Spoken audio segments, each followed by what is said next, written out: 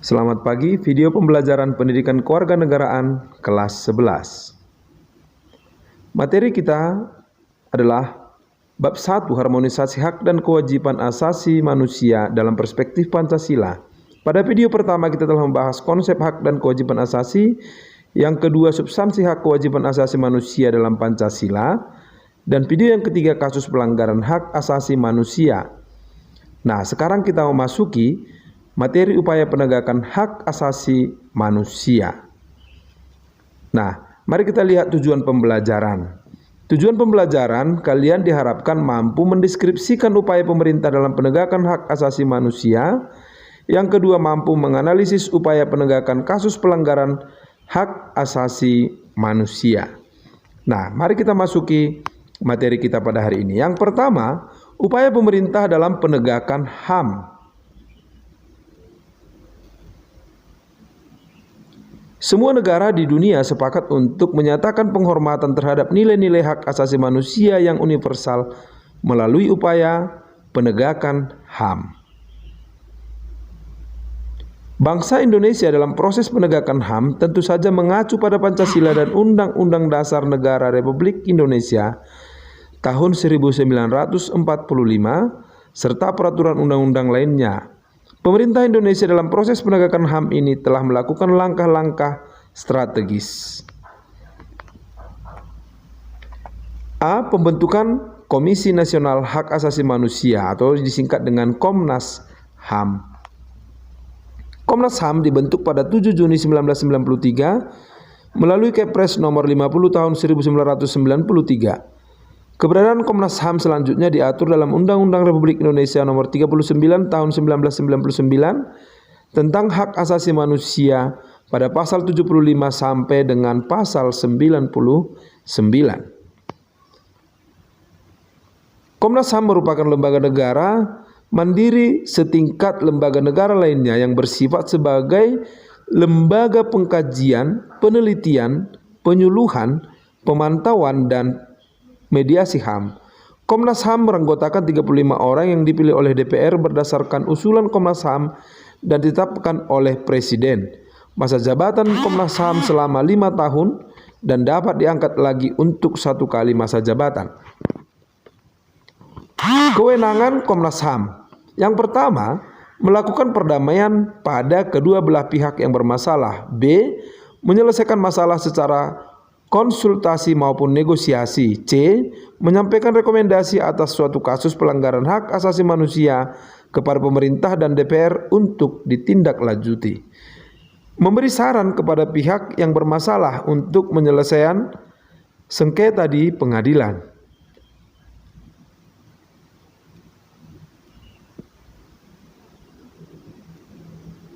B. Pembentukan instrumen HAM.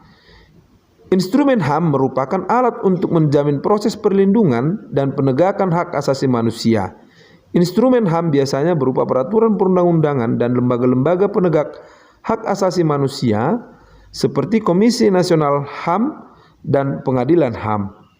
Instrumen HAM yang berupa peraturan perundang-undangan dibentuk untuk menjamin kepastian hukum serta memberikan arahan dan proses penegakan HAM.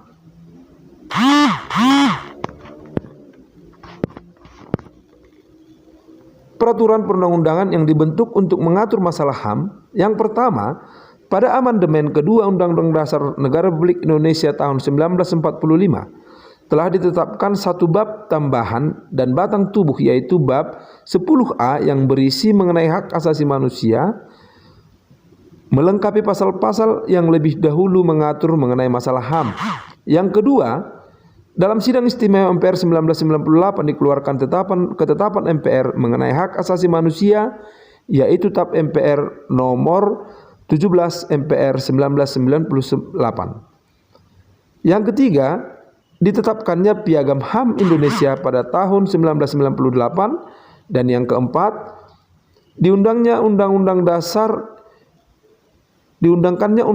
Republik Nomor 39 Tahun 1999 tentang hak asasi manusia yang diikuti dengan dikeluarkan Perpu Nomor 1 Tahun 1999 tentang Pengadilan HAM yang kemudian ditetapkan menjadi sebuah undang-undang yaitu Undang-Undang Republik Nomor 26 Tahun 2000 tentang Pengadilan HAM. Dan yang kelima, ditetapkannya peraturan perundang-undangan tentang perlindungan anak, yaitu Undang-Undang RI Nomor 3 Tahun 1997 tentang Pengadilan Anak, Undang-Undang RI Nomor 23 Tahun 2002 tentang Perlindungan Anak, dan Undang-Undang Dasar RI Nomor 11 Tahun 2012 tentang Sistem Peradilan Anak. Yang keenam, meratifikasi instrumen HAM internasional selama tidak bertentangan dengan Pancasila dan Undang-Undang Dasar Negara Republik Indonesia tahun 1945.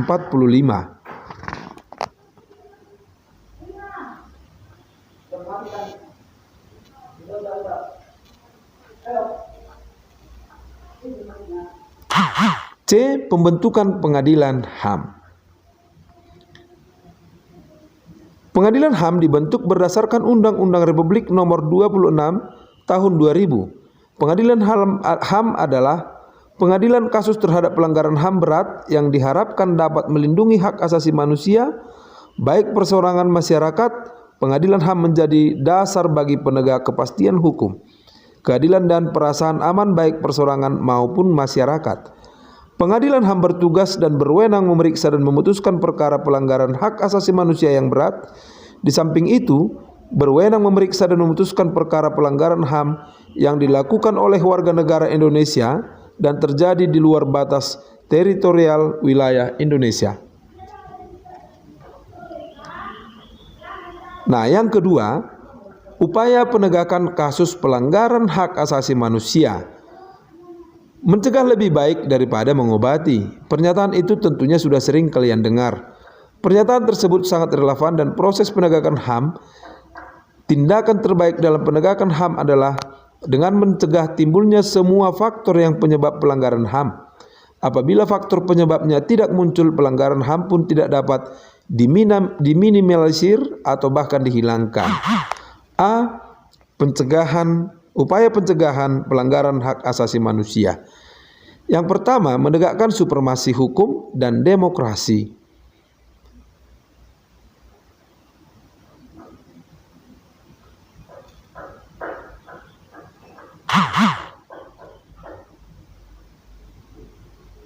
Yang kedua, meningkatkan kualitas pelayanan publik untuk mencegah terjadinya berbagai bentuk pelanggaran HAM oleh pemerintah. Yang ketiga, meningkatkan pengawasan dari masyarakat dan lembaga-lembaga politik terhadap setiap upaya penegakan HAM yang dilakukan oleh pemerintah.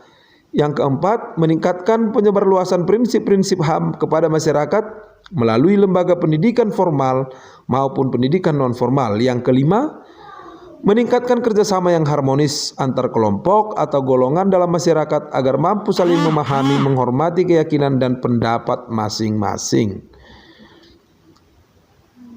B.